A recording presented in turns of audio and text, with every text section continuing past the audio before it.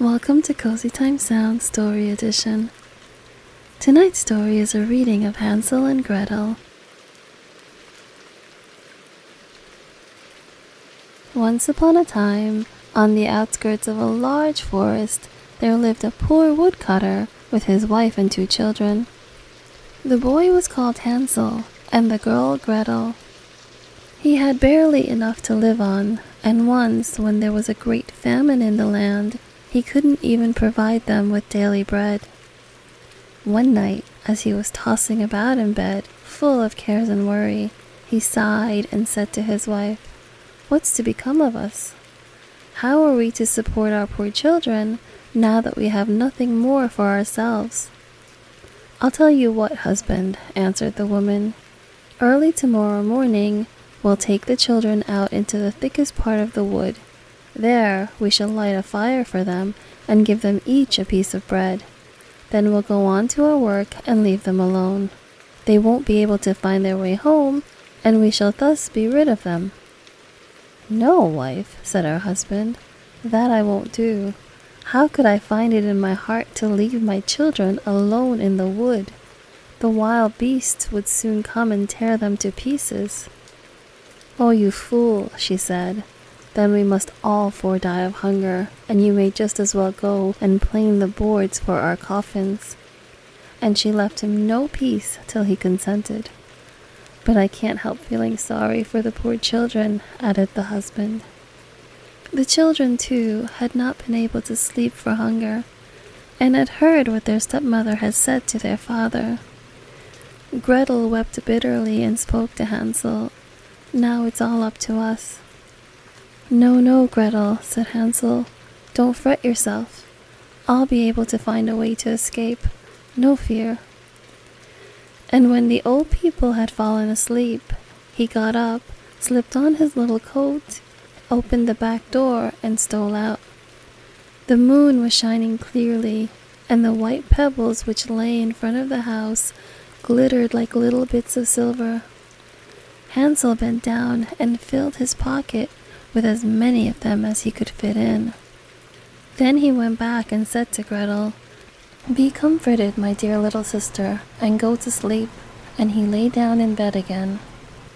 At daybreak, even before the sun was up, the woman came and woke the 2 children. "Get up, you sleepyheads, we're all going to the forest to fetch wood." She gave them each a bit of bread and said, "There's something for your lunch, but don't you eat it up before, for it's all you'll get." Gretel took the bread under her apron, as Hansel had the stones in his pocket. Then they all set out together on the way to the forest. After they had walked for a while, Hansel stood still and looked back at the house, and this maneuver he repeated again and again. His father observed him and said, "Hansel, what are you gazing at there, and why do you always remain behind?" "Oh, father," said Hansel, "I am looking back at my white kitten, which is sitting on the roof, waving me farewell." The woman exclaimed, "What a donkey you are! That isn't your kitten, it's the morning sun shining on the chimney." But Hansel had not been looking back at his kitten. He had been dropping the white pebbles out of his pocket onto the path. When they reached the middle of the forest, the father said, "Now, children, go and fetch a lot of wood, and I'll light a fire that you may not feel cold." Hansel and Gretel heaped up brushwood till they had made a pile nearly the size of a small hill. The brushwood was set fire to, and when the flames leaped high, the woman said, "Now lie down by the fire, children, and rest yourselves. We are going into the forest to cut down wood. When we have finished, we'll come back and fetch you." Hansel and Gretel sat down beside the fire, and at midday ate their little bits of bread. They heard the strokes of the axe, so they thought their father was quite near. But it was no axe they heard, but a bow he had tied on a dead tree, and that was blown about by the wind. When they had sat for a long time, their eyes closed with fatigue, and they fell fast asleep. When they awoke at last, it was pitch black. Gretel began to cry and said, "How are we ever to get out of the wood?" But Hansel comforted her. "Wait a bit," he said, "till the moon is up, and then we'll find our way sure enough." And when the full moon had risen, he took his sister by the hand and followed the pebbles, which shone like new threepenny bits, and showed them the path. They walked on through the night, and at daybreak reached their father's house again. They knocked at the door, and when the woman opened it, she exclaimed, "You naughty children! What a time you've slept in the wood! We thought you were never going to come back." But the father rejoiced, for his conscience had reproached him for leaving his children behind by themselves. Not long afterward, there was again great dearth in the land, and the children heard their mother address their father thus in bed one night: "Everything is eaten up once more. We have only half a loaf in the house, and when that's done, it's all up with us. The children must be got rid of. We'll lead them deeper into the wood this time, so that they won't be able to find their way out again. There is no other way of saving ourselves." The man's heart smote him heavily, and he thought, surely it would be better to share the last bite with one's children. But his wife wouldn't listen to his arguments, and did nothing but scold and reproach him. If a man yields once, he's done for, and so, because he had given in the first time, he was forced to do so the second.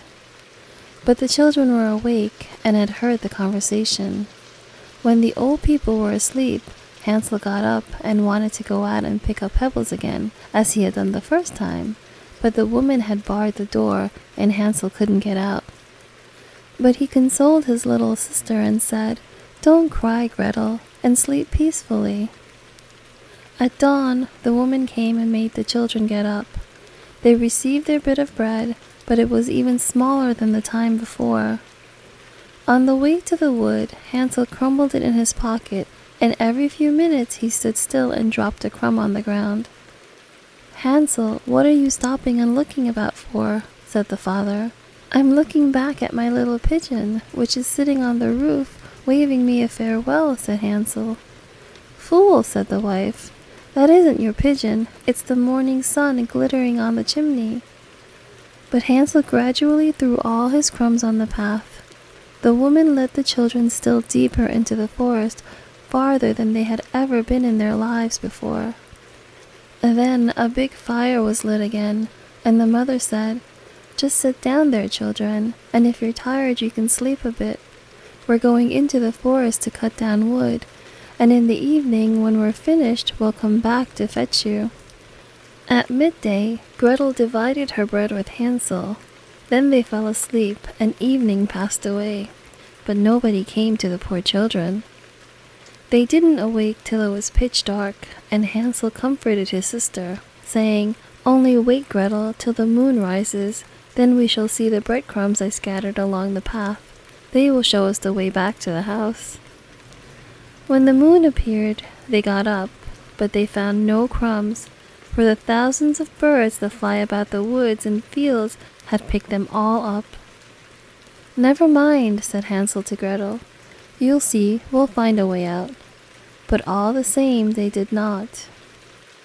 They wandered about the whole night, and the next day from morning till evening, but they could not find a path out of the wood. They were very hungry too, for they had nothing to eat but a few berries they found growing on the ground. And at last they were so tired that their legs refused to carry them any longer, so they lay down under a tree and fell asleep. On the third morning, after they had left their father's house, they set about their wandering again, but only got deeper and deeper into the wood, and now they felt that if help did not come to them soon, they must perish.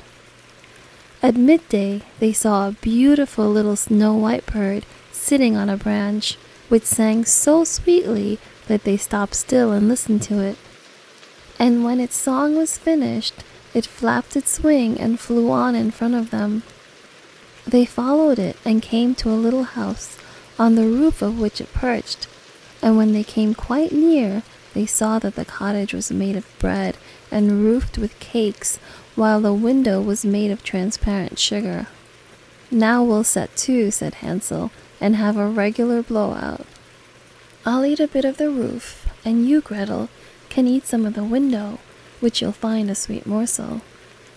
Hansel stretched up his hand and broke off a little bit of the roof to see what it was like, and Gretel went to the casement and began to nibble at it.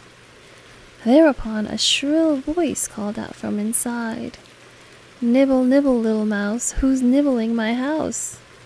The children answer, "'Tis heaven's own child, the tempest wild," and went on eating, without putting themselves about. Hansel, who thoroughly appreciated the roof, tore down a big bit of it, while Gretel pushed out a whole round window pane and sat down the better to enjoy it. Suddenly the door opened, and an ancient dame leaning on a staff hobbled out. Hansel and Gretel were so terrified that they let what they had in their hands fall. But the old woman shook her head and said, "Oh ho, dear children, who led you here? Just come in and stay with me. No ill shall befall you." She took them both by the hand and led them in the house, and laid a most sumptuous dinner before them, milk and sugared pancakes with apples and nuts. After they had finished, 2 beautiful little white beds were prepared for them, and when Hansel and Gretel lay down in them, they felt as if they had gone to heaven. The old woman had appeared to be most friendly, but she was really an old witch who had waylaid the children, and had only built the little bread house in order to lure them in. When anyone came into her power, she killed, cooked, and ate him, and held a regular feast day for the occasion.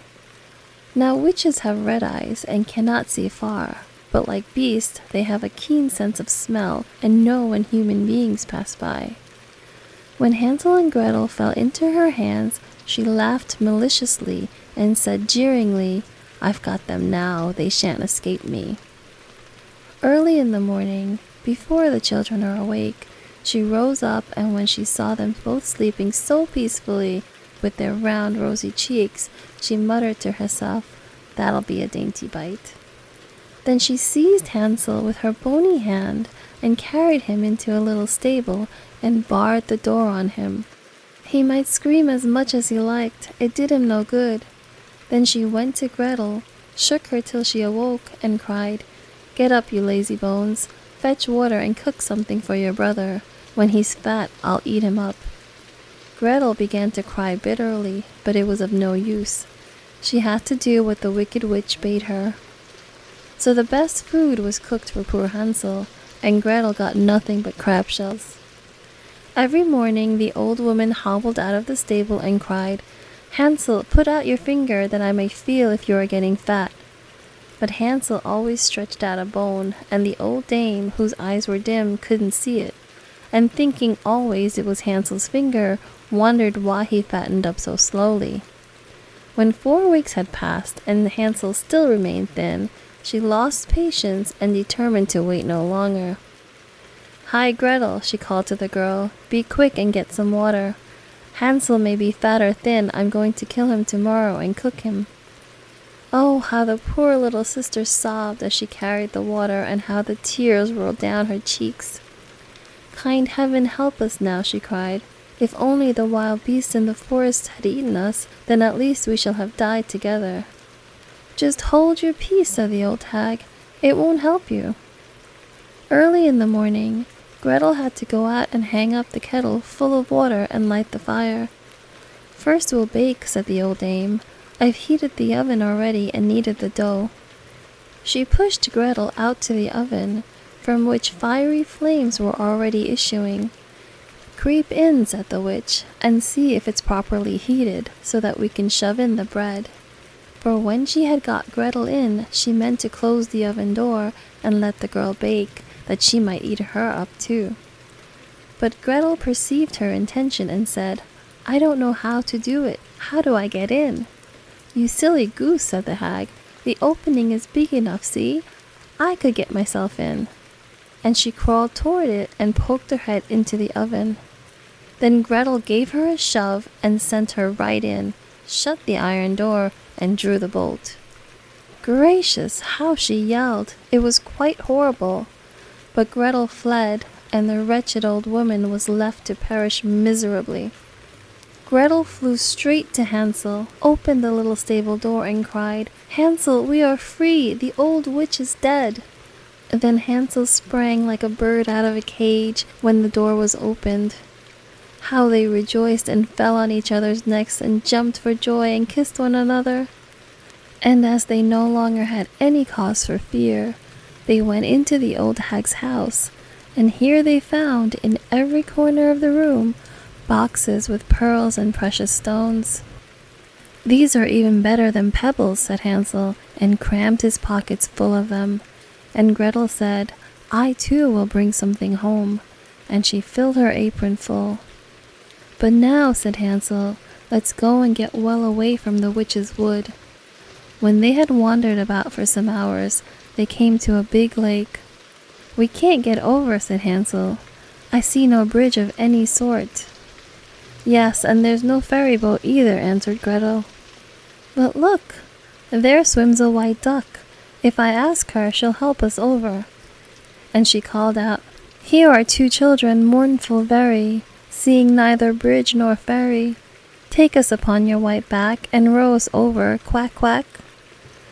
The duck swam toward them, and Hansel got on her back and bade his little sister sit beside him. "No," answered Gretel, "we should be too heavy a load for the duck. She shall carry us across separately." The good bird did this, and when they were landed safely on the other side, and had gone for a little while, the wood became more and more familiar to them, and at length they saw their father's house in the distance. Then they set off to run, and bounding into the room, fell on their father's neck. The man had not passed a happy hour since he left him in the wood, but the woman had died.